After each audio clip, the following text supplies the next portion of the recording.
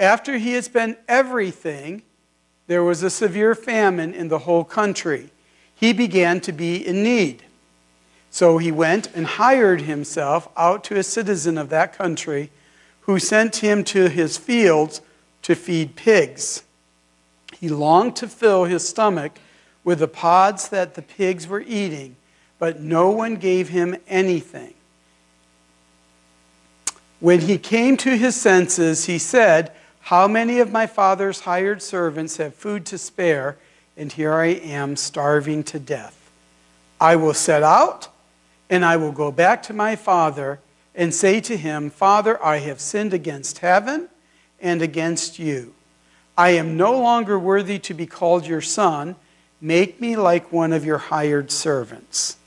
So he got up, went to his father, but while he was still a long way off, his father saw him and was filled with compassion for him. He ran to his son, threw his arms around him, and kissed him. The son said to him, 'Father, I have sinned against heaven and against you. I am no longer worthy to be called your son.' But the father said to his servants, 'Quick, bring the best robe, put it on him, put a ring on his finger and sandals on his feet.'" That's it. I don't know why I stopped there, because it says my son was dead and now is alive. Why did I leave that part out? I don't know. It was a mistake. What can I say? Well, this is from Luke chapter 15, and I want to tell you Luke chapter 15 really has 3 parables, and the parable we just read about we call the parable of the prodigal son. But there's 2 parables before that, and I want to talk a little bit about them. The first one is about the value of each individual lamb.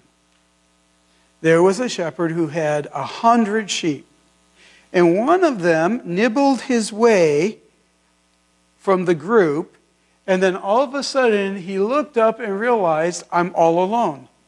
How did I get here? I didn't mean to get lost, but obviously I'm lost." Well, the shepherd left those 99 sheep because this one sheep was worth everything to him. And he went out and he looked and he hunted and he found the sheep. And he put the sheep over his shoulders and he joyfully paraded back and brought him back to where he belonged, the flock with the other sheep. And then there's a second story. And that second story is about a woman who had 10 coins, and she needed each one of them, and yet one of them got misplaced. Well, she went on a cleaning rampage, and she hunted and hunted for the coin, and finally she found it. Don't know how it got there, but she found it, and she was filled with joy, relief, that now she had 10 coins, which she needed every one of them. And Luke says, in the same way, there's joy in the presence of God's angels when even one sinner repents. And thus, we have this third story. Now, the third story is longer, and it's more involved, and it's more dramatic. The third story doesn't involve a coin. It doesn't involve an animal. It involves a family, a human family, a father and his 2 sons. And really, these sons didn't really know the father. They lived with him, they were around him, but they really didn't understand what the father was like. Well, in this story, there is a son who does not get misplaced, does not just quietly find himself all alone. He is very rebellious and intentional. And he says, "Listen, old man," he says, "I just can't wait for you to die and then get what you have to give me. I want it now." Now, if you're a father and you have a son who is that disrespectful, that's a terrible, terrible thing. No doubt you feel horrible. And yet, this father didn't need to. There was no reason for him to split up his property and divide it between his two sons. And yet he did it. I think he knew one way or another the son was going to go away. He was going to fly the coop. He was going to leave the family farm. That's just all there is to it.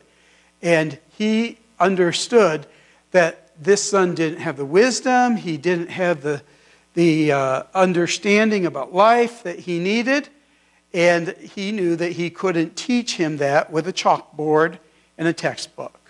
So the son was going to have to learn the lessons of life. And so this father, this generous, loving, gracious father, did what most people would say is stupid.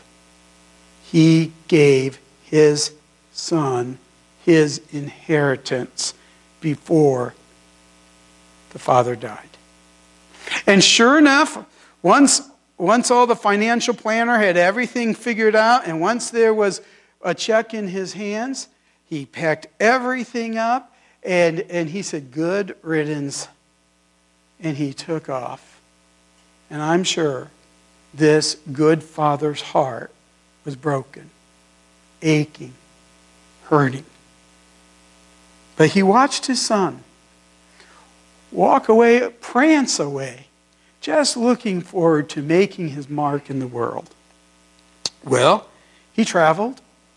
He went to a distant country. He went far away. It was exotic. It was cool. He probably had a penthouse suite. He was able to buy all the drinks, and he was able to have friends, and he was able to buy women, and he really thought this is what life is about. Well, he didn't know this is a trap. He didn't have that life experience. He didn't have that awareness. He didn't have what he needed. But I'm telling you something about money. When you have lots of money and you don't do anything to replenish it, it only goes from more to less, and from less to little, and from little to none. And so, while this young guy had all the friends in the world, and he knew that life was about partying and celebrating and all that kind of stuff, it was all good. But he was doing nothing worthwhile, nothing looking toward his future. And do you know what happens when you're living that way?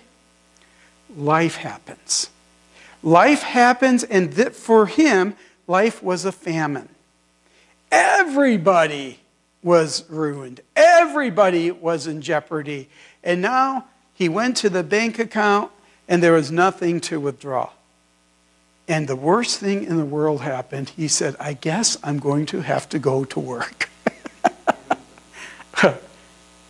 So, what did he know? I thought he knew that he didn't want to be a farmer. But he now gets his pitchfork, and he's throwing manure and hay and that kind of stuff all around. Except he realized something about his dad. His dad was a great employer.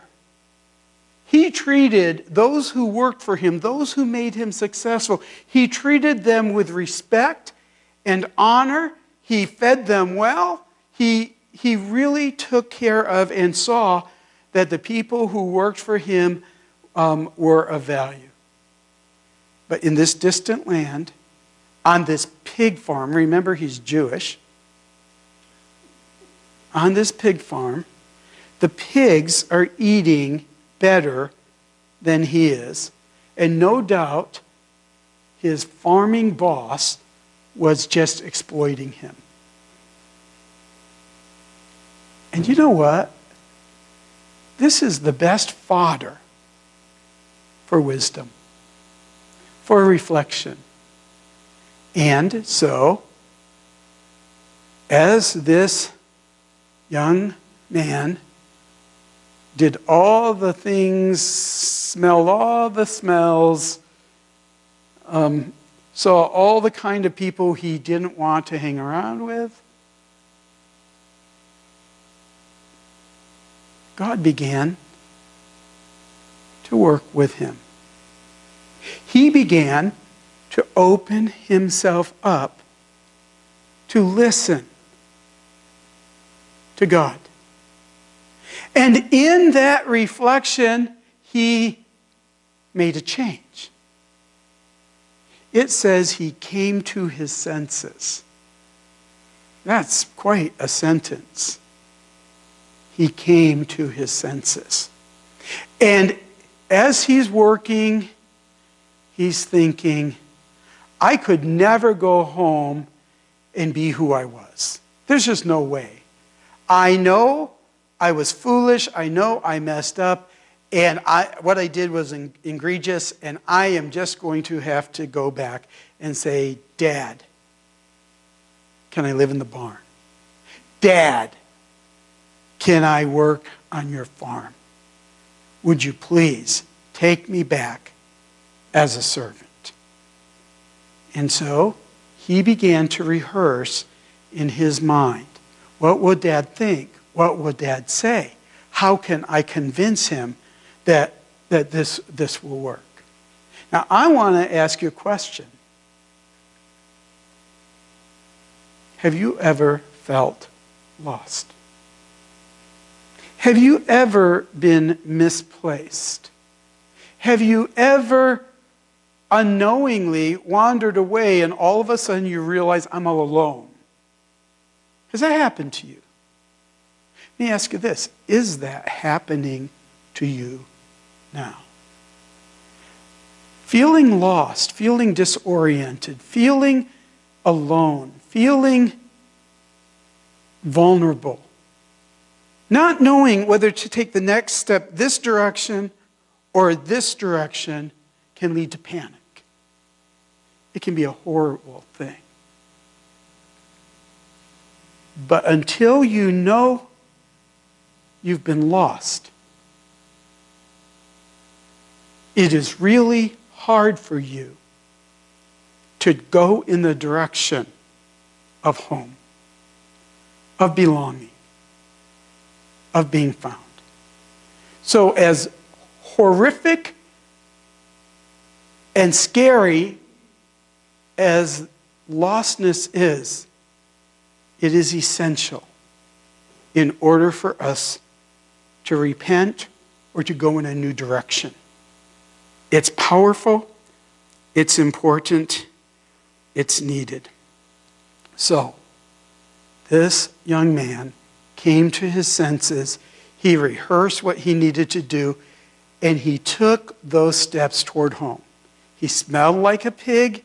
He was starving. He just knew he needed to get home. Now, there's a difference between the story of the prodigal son and the coin and the shepherd. Because this is the only story that deals with people. One deals with an animal, the other deals with a material possession, a coin. But this deals with a person. So, in the story of the coin, the woman actively pursued the coin and found it.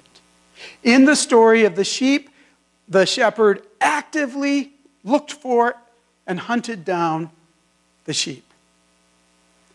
In the story of the son that got lost, the father looked for his son, But I want you to notice he didn't leave home. To go out and find his son in a bar and drag him home. He didn't do that. We call that enablement. He did not enable his son. Why? Because the son has to come to his senses before anything will help him. So here this whole story is that God seeks the lost. And yet the story of the son is that God seeking looked a whole lot like prayer and waiting. Waiting for the son to wake up, to learn his lesson, to turn around. Because the father could have gone 1,000,000 times to rescue the son, and the son leave again. It's really hard. It really is hard. To actively, inwardly seek, and yet outwardly not try to take charge of what you can't change. But this is what happened. And so it seems as if every morning, I know this is imagination here, every morning the farmer gets his cup of coffee and he glances the landscape to see if there's a little silhouette coming his direction. One day. Maybe it was the 757th day. But one day, there was a little black spot. And he watched. And I don't think that spot was moving too fast. But he saw it, and when he focused on it, and he said, "That's my son!" Do you know what this farmer did? He forgot all his dignity, and he started running toward his son. And when he got to him, he hugged him. And the son tried to interrupt the father, and the son said, "Stop, Dad." And he gave his little spiel. "I am not worthy to be your son, but Dad, would you please take me back? I can live in the barn, and I can work for you as a servant." And that father seemed as if he didn't hear a thing the son said. And he called his servant and said, "Come over here, quick. Get a robe for this guy and find a ring for him. And go start killing the fatted calf. We are partying." Well, that's all this kid did was party. But this party was celebrating. A celebration. And he said, "You guys have to understand, my son was dead and is alive. My son was lost and is found." And by the way, Luke, that's one of his biggest themes. And remember when I talked about Zacchaeus? It was about the lost being found. And here we have it again. The prodigal son. The lost being found. Salvation is about Jesus rescuing us from our horrible decisions. It's wonderful. It's grace. It's love. And so the young son went to his bedroom, not to the barn. And he was welcomed. He got cleaned up, and he was able to enter the family. He was back where he belonged as a son of the Father. It's a beautiful thing. Now, I want to spend a moment to talk to parents.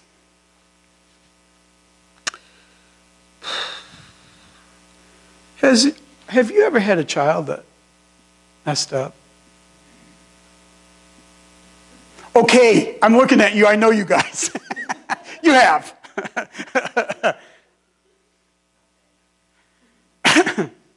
So, it's hard. It's work. It's grieving for a young kid to come to his senses and to wake up and to learn about life. And when they humble themselves and when they truly are sorry and when they take a step toward home, we need to learn from this parable about how the Father welcomed the Son. Because I have been a pastor long enough, and I have been a little bit a part of some stories where a child that has gone astray finally comes back toward home, and their reception from their parent is cold, demanding, rigid, unforgiving, relentless. And so what could have been an opportunity for something new, for new possibilities, for building a future, for making the most of a change, instead ended up with the child saying, well, I guess I'll never be good enough. I'll never make it. I've messed up, and I will always be a mess up in my parents' eyes. Now, to be honest with you, I think there's time for that conversation. But it's not the time when somebody came to his senses and took the long walk home.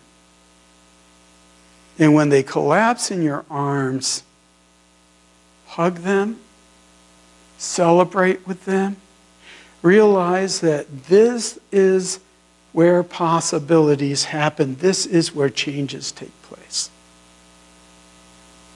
It's so very, very important. So, I want to share with you that the obvious son that is lost is the wayward one, the rebel, the one that knew all about partying, knew all about spontaneity, knew all about how to enjoy life, and yet he didn't. But do you know the reason why this story is told?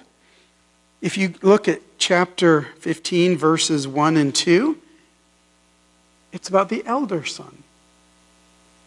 Now the tax collectors and sinners were all gathering around to hear Jesus. Isn't that amazing? The sinners, the reprobates, the people who have made horrible choices somehow believe that if they hang around Jesus, they're going to hear something. They're going to be somebody. But the Pharisees and the teachers of the law, those church people, muttered, "This man welcomes sinners and eats with sinners and eats with sinners," or welcomes tax. I don't know how it says it. Like it's wrong for Jesus to spend his time on the lost. Because you know what? They're not a good investment. And yet, that's why Jesus told this story. So I want to take a moment here to share with you that they had this huge party and the whole community says, "Oh, what? Fred's home? Let's go celebrate. Let's go and enjoy. Let's go be filled with joy. Let's share the joy of the Father that his wayward son has now come home." And guess where the elder son was? He was in the barn, and he refused to go in the house and to shake hands with his brother and say, welcome home. Nope, not at all.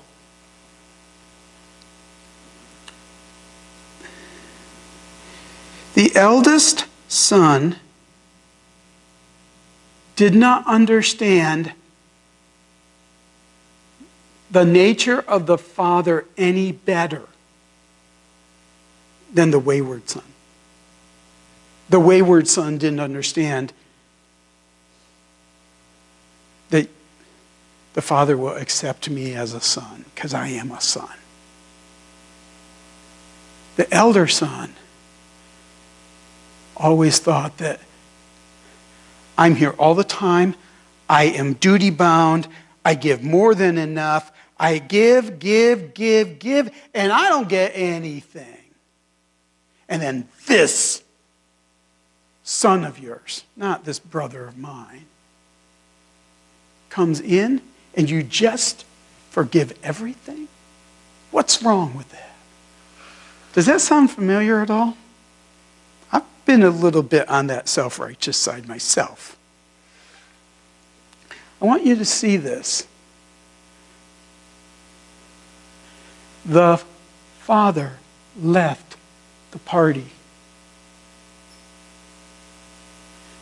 to walk out to the barn because he loved the elder son that was duty-bound and judgmental and self-righteous, just as he loved the lawless son. And he said, listen, I get it. I understand. But when someone has been dead and they are resurrected, when someone has been lost and they've come to their senses and they have been found, the only right thing to do is to celebrate life. Now, to be honest,